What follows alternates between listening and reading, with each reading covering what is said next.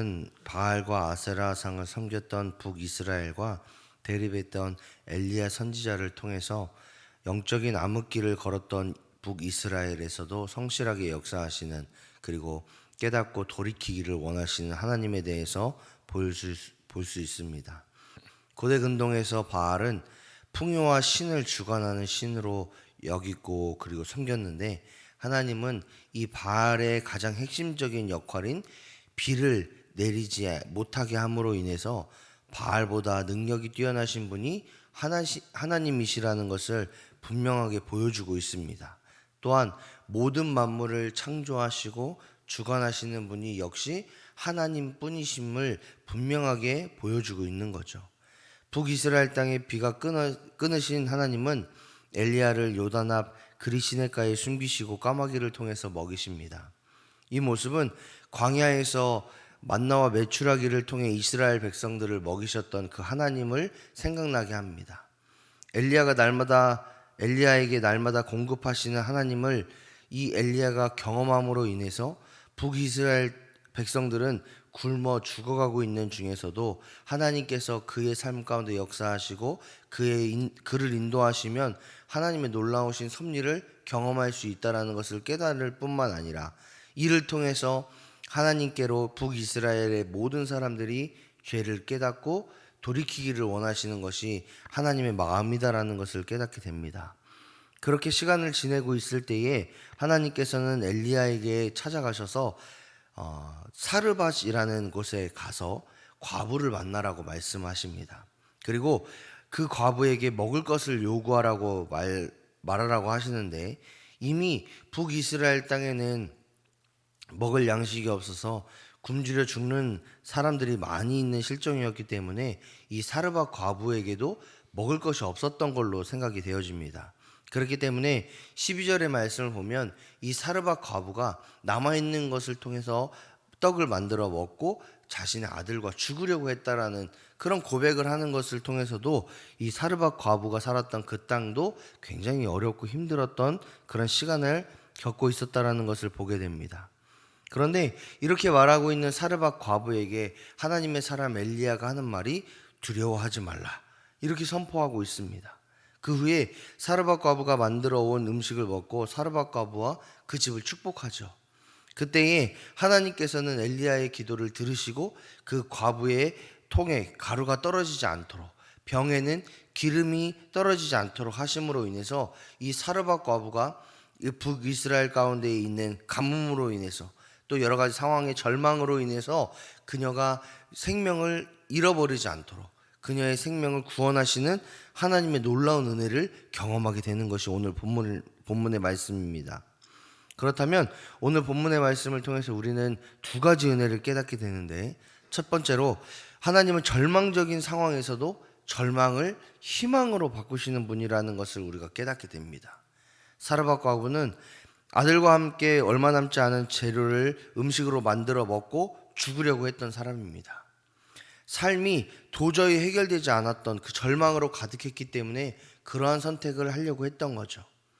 사람의 생각과 사람의 방법으로는 도저히 이 절망을 해결할 수 없었던 그 상황 가운데에 하나님께서 역사하시고 하나님의 은혜가 임하자 사람의 생각으로는 도저히 설명할 수 없는 기적이 일어났고 이 절망의 상황이 희망의 상황으로 바뀌게 되는 것을 보게 됩니다. 그런데 이 사르밧 과부뿐만 아니라 하나님의 사람이라고 말했던 그 엘리야 역시도 마찬가지죠. 하나님께서 원하시고 하나님께서 선포하라는 그 말씀을 했음에도 불구하고 아합 왕이 죽이려고 하자 그런 상황 가운데 절망 가운데 있었음에도 불구하고 하나님을 의지하고 하나님을 신뢰하고 하나님의 역사가 그의 삶 가운데 나타나니까 그가 생명으로 그의 삶을 연명하는 것을 통해서 우리는 비록 내 삶 가운데에 하나님의 역사가 없는 것 같고 고난과 어려움으로 가득한 것 같은 그런 절망 가운데 있는 우리의 삶일지라도 하나님께서 함께 하시고 하나님께서 역사하시고 하나님께서 우리의 삶을 인도하시면 하나님은 하나님의 방법대로 하나님의 역사하심대로 하나님의 순리대로 그 모든 상황들을 역전시키신다라는 것을 우리는 보게 됩니다. 따라서 이 오늘 본문의 말씀을 통해서 엘리야와 그리고 사르밧 과부의 이야기를 통해서 우리는 그 하나님만 의지하고 그 하나님만 소망하고 그 하나님만 바라보고 또 그 하나님께서 우리의 삶을 어떻게 인도하시고 역사하실 것임을 기대하는 마음으로 하나님을 찾고 의지해야 된다는 것을 깨닫게 됩니다. 따라서 여러분의 상황과 환경 또 여러분에게 주어진 모든 고난과 어려움까지도 우리가 맡기고 의지해야 될 분은 하나님이시다라는 것을 깨닫게 되고 그 하나님께서 역사하실 길을 우리가 기도하며 기대해야 된다는 것을 오늘 본문의 말씀을 통해 깨닫습니다. 두 번째로 깨닫는 것은 믿음의 사람들은 상황과 환경을 넘어 그 이면에 계시는 그 너머에 계시는 하나님만을 바라보고 의지해야 된다는 것을 깨닫게 됩니다. 하나님을 신뢰한다는 말은 우리의 상황이 좋을 때만 하나님을 소망하고 기뻐하고 의지하고 믿는 것이 아닙니다. 하나님을 믿는다라는 것은 우리의 상황이 어떻든지 우리를 선한 길로 인도하실 하나님을 신뢰하는 것이고 어렵고 힘들지라도 하나님께서 우리와 동행하시며 놀라운 기적을 행할 것이다라는 것을 바라보는 것이 믿음입니다. 설령 그런 기적과 은혜가 내 눈에 보이지 않을지라도 내 삶을 동행하시는 하나님을 만족하고 감사하는 것이 믿음입니다. 그렇기 때문에 이 믿음을 갖는 것이 굉장히 어려워요. 왜냐하면 현실과 우리가 생각해야 된 그리고 우리가 나아가야 될 그 방향이 너무 이질감이 있기 때문에 그렇습니다.